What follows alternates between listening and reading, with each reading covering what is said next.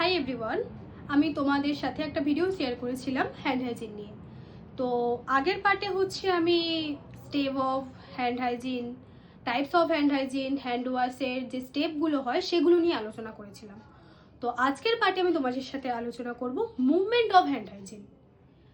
কেন এই মুভমেন্ট, কিসের জন্য, সেগুলো সব নিয়ে আলোচনা করব।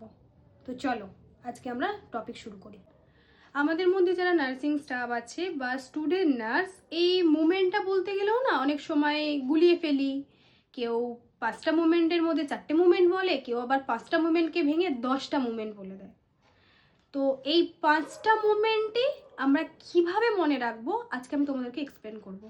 আশা করছি প্রত্যেকটা মুভমেন্টের যদি কারণগুলো আমি তোমাদের সাথে এক্সপ্লেন করি, তোমাদের সাথে শেয়ার করি কেন এই মুভমেন্টগুলো, তাহলে আশা করছি তোমাদের এই 5টা মুভমেন্ট মনে রাখাটা খুব ইজি হবে। কারণ জানলে তবেই তো মনে থাকবে, তাই না? মুখস্থ করলে আর কতক্ষণ মনে থাকে।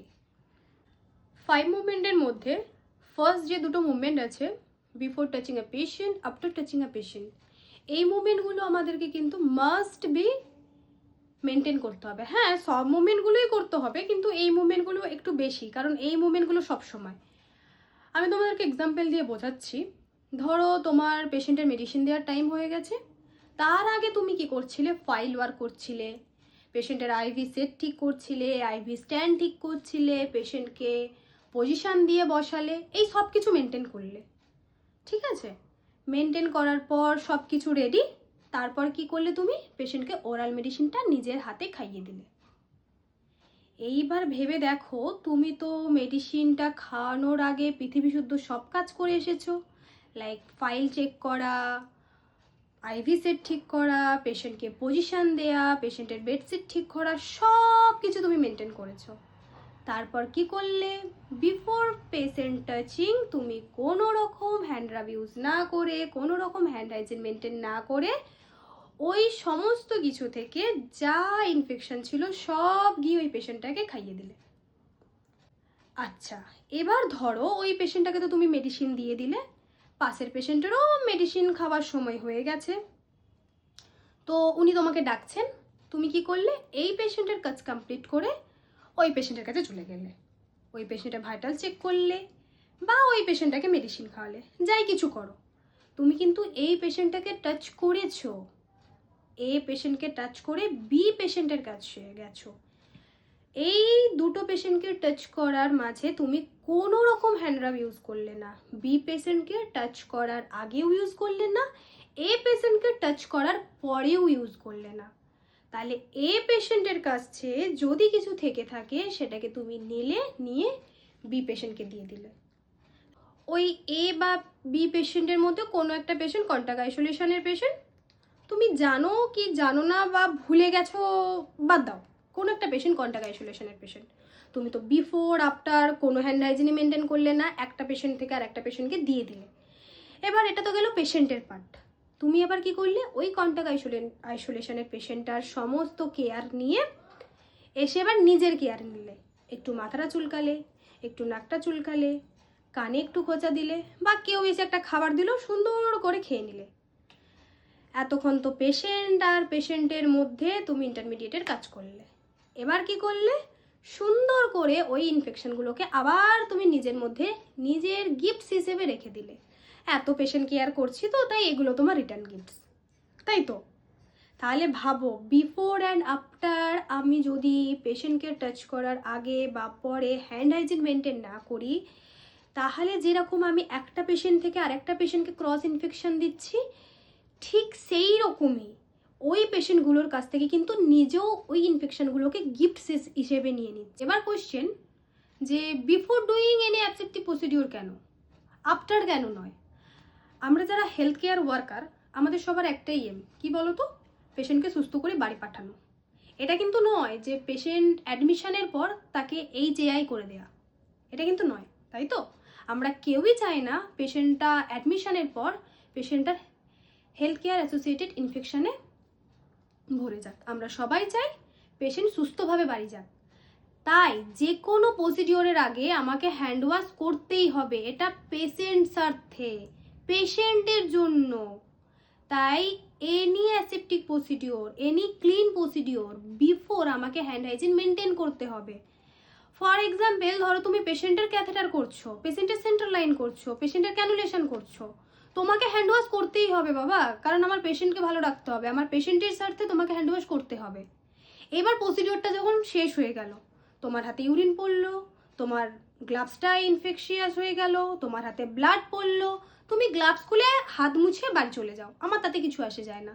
ওই পেশেন্টের কাছে যা ইনফেকশন থাকলো তুমি নিয়ে নিলে, পেশেন্ট যদি ব্লাড বোন কোনো ডিজিজে ভোগে সেই ব্লাড বোন ইনফেকশনটাও তুমি নিয়ে নাও, কোনো কন্টাক্ট আইসোলেশন হলেও সেটাও তুমি নিয়ে নাও, তুমি নিজে নিয়ে বাড়ি চলে যাও।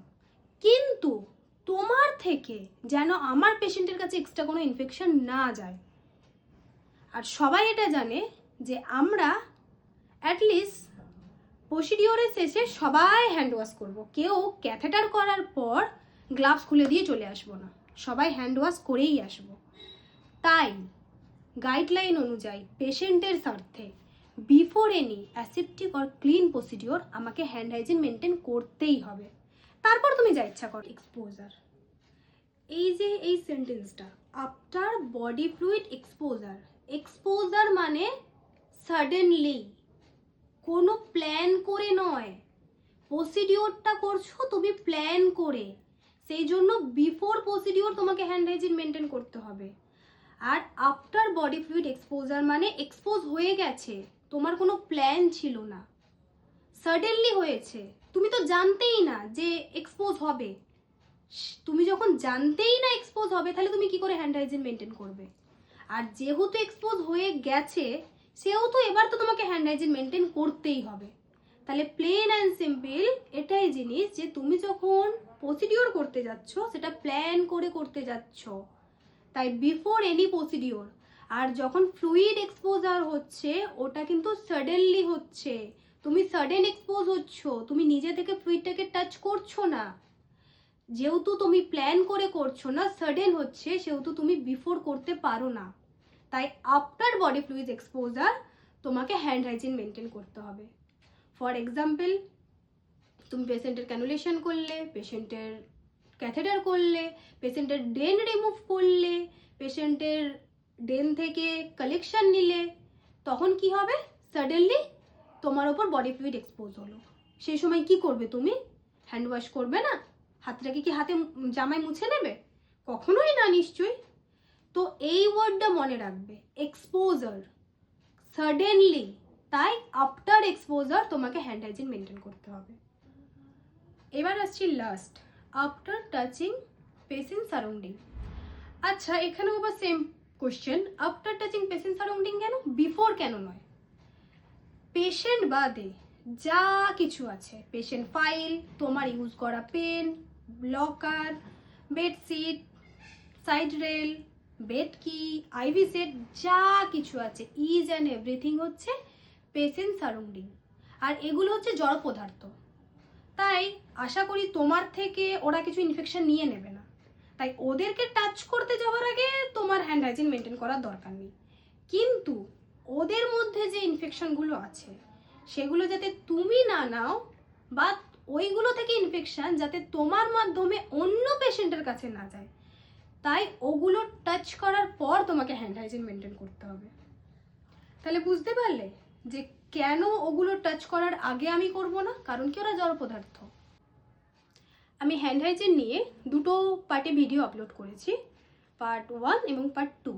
যারা আমার পার্ট 2টা দেখলে তারা আমার প্রোফাইলে গিয়ে পার্ট 1টা চেক করে নিতে পারো।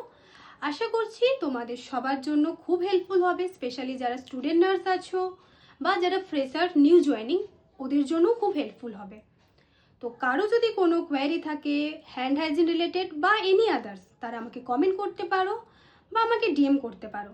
আর কারো যদি কোনো টপিক নিয়ে বলতে চাও যে আমি কোনো টপিকের ওপর তোমাদের ভিডিও বানিয়ে তোমাদেরকে হেল্প করতে পারি, তাহলে সেই টপিকটা নিয়েও আমাকে বলতে পারো, আমি অবশ্যই চেষ্টা করব সেই টপিকের ওপর নেক্সট ভিডিও আপলোড করার।